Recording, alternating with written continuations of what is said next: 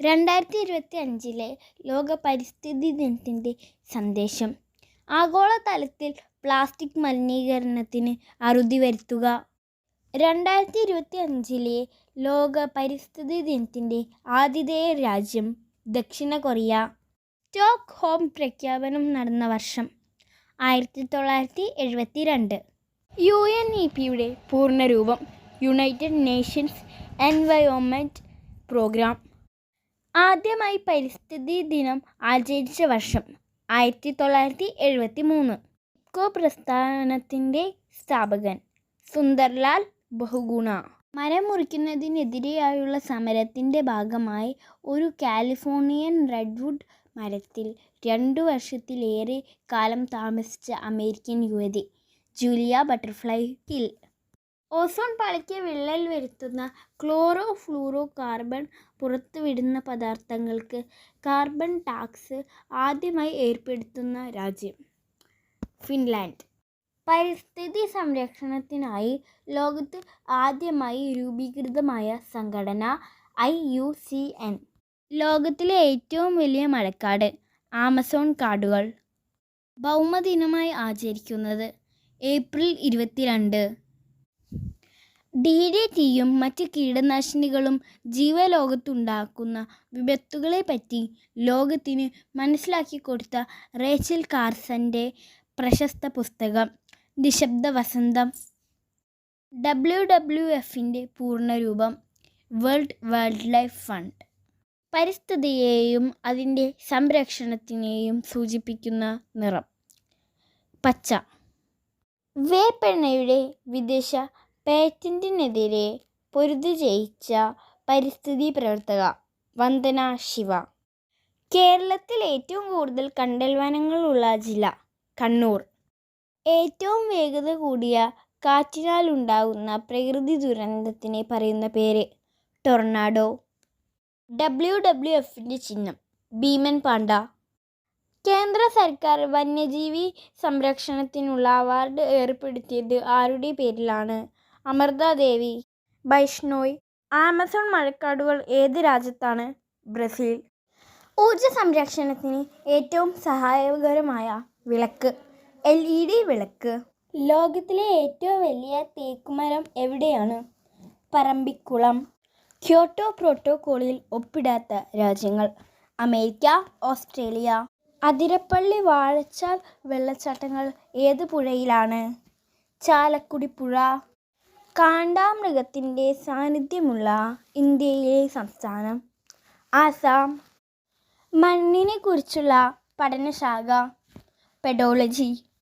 Down to earth എന്ന പരിസ്ഥിതി മാസികയുടെ പത്രാധിപയായ മലയാളി വനിത സുനിത നാരായണൻ. മാധവ് ഗാഡ്ഗിൽ റിപ്പോർട്ട് പുനഃപരിശോധിക്കുവാൻ കേന്ദ്ര സർക്കാർ നിയോഗിച്ച കമ്മീഷൻ തലവൻ കസ്തൂരി രംഗൻ. ഇന്ത്യൻ പരിസ്ഥിതി ശാസ്ത്രത്തിൻ്റെ മാതാവ് മേധ പട്കർ. പരിസ്ഥിതി സംരക്ഷണ നിയമം നിലവിൽ വന്ന വർഷം 1986. സ്ട്രോബിലാന്തസ് കുന്തിയാന ഏത് പൂവിൻ്റെ ശാസ്ത്രീയ നാമമാണ്? നീലക്കുറിഞ്ഞി. ജൈവ കൃഷിയുടെ ഉപജ്ഞാതാവ് ആര്? മസനോവ ഫുക്കുവോക്ക. ലോക പരിസ്ഥിതി ദിനം എന്ന് ഒക്ടോബർ 7. കേന്ദ്ര മണ്ണ് ഗവേഷണ കേന്ദ്രം സ്ഥിതി ചെയ്യുന്നത് എവിടെ? പാറാട്ടുകോണം. ചെന്തുരുണി മരത്തിൻ്റെ ശാസ്ത്രീയ നാമം ബ്ലൂസ്ട്ര ട്രാവൻകുറിക്ക. ഇന്ത്യയിലെ ആദ്യത്തെ കമ്മ്യൂണിറ്റി റിസർവ് കടലുണ്ടി വള്ളിക്കുന്ന്. നീലക്കുറിഞ്ഞിയുടെ ചിത്രമുള്ള സ്റ്റാമ്പ് പുറത്തിറക്കിയ വർഷം 2006. സൈലന്റ് വാലി ദേശീയ ഉദ്യാനം ഉദ്ഘാടനം ചെയ്ത പ്രധാനമന്ത്രി രാജീവ് ഗാന്ധി. പശ്ചിമഘട്ടത്തെ ലോക പൈതൃക പട്ടികയിൽ ഉൾപ്പെടുത്താൻ തീരുമാനിച്ച വർഷം 2012. കേരളത്തിൻ്റെ ഏറ്റവും വടക്കേ അറ്റത്തുള്ള വന്യജീവി സങ്കേതം ആറളം വന്യജീവി സങ്കേതം. വനവിഭവങ്ങൾ സമാഹരിച്ച് വിപണനം ചെയ്യുന്നതിനുള്ള സംരംഭം വനശ്രീ. ബൊട്ടാനിക്കൽ സർവേ ഓഫ് ഇന്ത്യയുടെ ആസ്ഥാനം കൊൽക്കത്ത. വിദ്യാഭ്യാസ ചാനലായ വിക്ടേഴ്സിലൂടെ സംപ്രേഷണം ചെയ്യുന്ന കാർഷിക പരിപാടി നൂറുമേനി. ഭൂമിയുടെ വൃക്ക എന്നറിയപ്പെടുന്നത് എന്ത്? തണ്ണീർത്തടങ്ങൾ. കേരളത്തിൻ്റെ ജൈവ ജില്ല കാസർഗോഡ്. വനഭൂമി കൂടുതലുള്ള കേരളത്തിലെ ജില്ല ഇടുക്കി. കൊല്ലം ജില്ലയിലെ ഏക വന്യജീവി സങ്കേതം ശെന്തുരുണി. കർഷക ദിനമായി ആചരിക്കുന്നത് ആരുടെ ജന്മദിനമാണ്? ചരൺ സിംഗ്. കേരള ജൈവ കൃഷിയുടെ ബ്രാൻഡ് അംബാസിഡർ മഞ്ജു വാര്യർ. കേരളത്തിലെ ദേശീയ ഉദ്യാനങ്ങളുടെ എണ്ണം 5. കൊച്ചിയുടെ ശ്വാസകോശം എന്നറിയപ്പെടുന്ന പക്ഷി സങ്കേതം മംഗളവനം. അരിപ്പ ഫോറസ്റ്റ് ട്രെയിനിങ് സെൻറ്റർ ഏത് ജില്ലയിലാണ്? തിരുവനന്തപുരം. കേരളത്തിലെ മലനിഴൽ പ്രദേശം ചിന്നാർ. കേരള കാർഷിക സർവകലാശാലയുടെ ആസ്ഥാനം മണ്ണുത്തി. കേരളത്തിൽ ഏറ്റവും കൂടുതൽ ഭൂമി കൃഷി ആവശ്യത്തിന് ഉപയോഗിക്കുന്ന ജില്ല പാലക്കാട്. ഏഷ്യയിലെ ആദ്യത്തെ ബട്ടർഫ്ലൈ സഫാരി പാർക്ക് തെന്മല. 2012 യുനെസ്കോയുടെ ലോക പൈതൃക പട്ടികയിൽ ഉൾപ്പെടുത്തിയ ഇന്ത്യയിലെ പർവ്വതനിരകൾ പശ്ചിമഘട്ടം.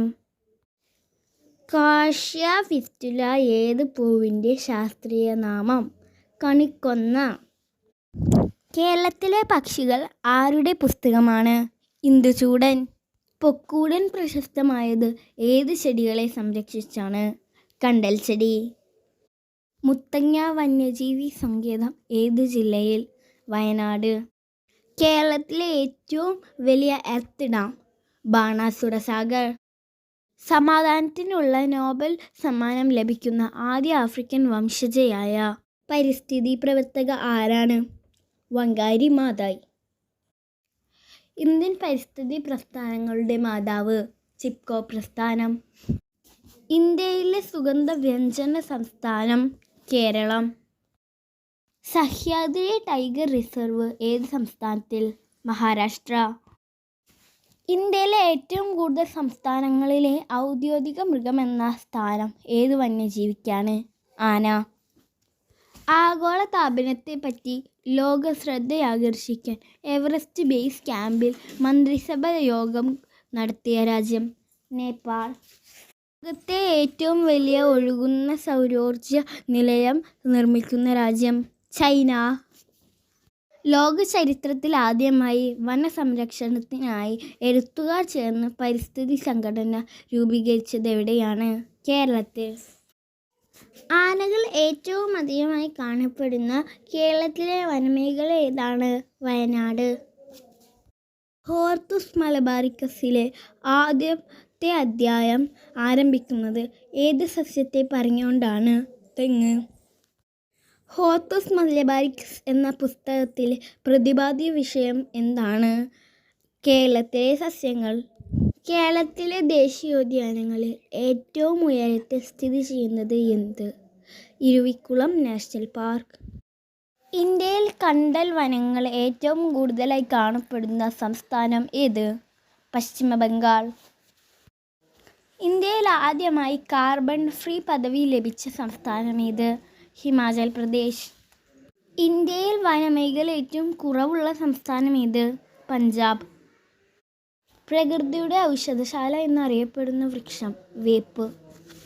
പശ്ചിമഘട്ടത്തെ ലോക പൈതൃക കേന്ദ്രമായി യുനെസ്കോ തിരഞ്ഞെടുത്ത വർഷം 2012. ഇന്ത്യയിൽ ഏറ്റവും കൂടുതൽ ഓർക്കിഡുകൾ സ്വാഭാവികമായി വളരുന്നത് എവിടെയാണ്? ഹിമാലയൻ താഴ്വരയിൽ. ഏറ്റവും കൂടുതൽ വനനശീകരണം നടക്കുന്ന രാജ്യം ബ്രസീൽ. നീർത്തട സംരക്ഷണത്തിനായി രൂപം കൊടുത്ത അന്താരാഷ്ട്ര ഉടമ്പടി ഏത്? റംസർ ഉടമ്പടി. ഇന്ത്യയിൽ ഏറ്റവും കൂടുതൽ കുങ്കുമം ഉൽപ്പാദിപ്പിക്കുന്ന സംസ്ഥാനം ഏത്? ജമ്മു കാശ്മീർ. ഏറ്റവും വില കൂടിയ സുഗന്ധദ്രവ്യം കുങ്കുമപ്പൂവ്. കേരളത്തിലെ സംസ്ഥാന ശലഭമായി തിരഞ്ഞെടുത്തത് ബുദ്ധമയൂരി. നേപ്പാളിൽ എവറസ്റ്റ് സ്ഥിതി ചെയ്യുന്ന ദേശീയ ഉദ്യാനം സാഗർമാത നാഷണൽ പാർക്ക്. ഭൂമിശാസ്ത്രപരമായി ഇന്ത്യയിലെ ഏറ്റവും പഴക്കം ചെന്ന ഭൂപ്രദേശം ഡെക്കാൻ പീഠഭൂമി. ഇന്ത്യയിലെ ആദ്യ തേനീച്ച പാർക്ക് നിലവിൽ വന്ന ജില്ല ആലപ്പുഴ. പക്ഷികളുടെ വൻകര എന്നറിയപ്പെടുന്നത് തെക്കേ അമേരിക്ക. കാറ്റിൽ നിന്നും ഏറ്റവും കൂടുതൽ വൈദ്യുതി ഉൽപ്പാദിപ്പിക്കുന്ന സംസ്ഥാനം തമിഴ്നാട്. ലോകത്തിലെ ഏറ്റവും തെക്കേ അറ്റത്തുള്ള അഗ്നിപർവ്വതം മൗണ്ട് എറിബസ്. എവിടെ വെച്ചാണ് പശ്ചിമഘട്ടവും പൂർവഘട്ടവും യോജിക്കുന്നത്? നീലഗിരി. ഡോഡോ പക്ഷിയുടെ വംശനാശം മൂലം ഭൂമുഖത്തു നിന്നും അപ്രത്യക്ഷമായ സസ്യം കാൽവേരിയ മേജർ. സൈലന്റ് വാലിയെ നിശബ്ദ താഴ്വര എന്ന് വിളിക്കാനുള്ള കാരണം ചീവീടുകൾ ഇല്ലാത്തതിനാൽ. സൈലന്റ് വാലിയിൽ കാണപ്പെടുന്ന അപൂർവ ഇനം കുരങ്ങ് വർഗം സിംഹവാലൻ കുരങ്ങ്. വീഡിയോ ഇഷ്ടപ്പെട്ടാൽ ലൈക്ക് ചെയ്യാനും ഷെയർ ചെയ്യാനും സബ്സ്ക്രൈബ് ചെയ്യാനും മറക്കരുത്. തുടർന്നും ഇതുപോലെയുള്ള വിജ്ഞാനപ്രദ വീഡിയോകൾക്ക് ഈ ചാനൽ സബ്സ്ക്രൈബ് ചെയ്യുക.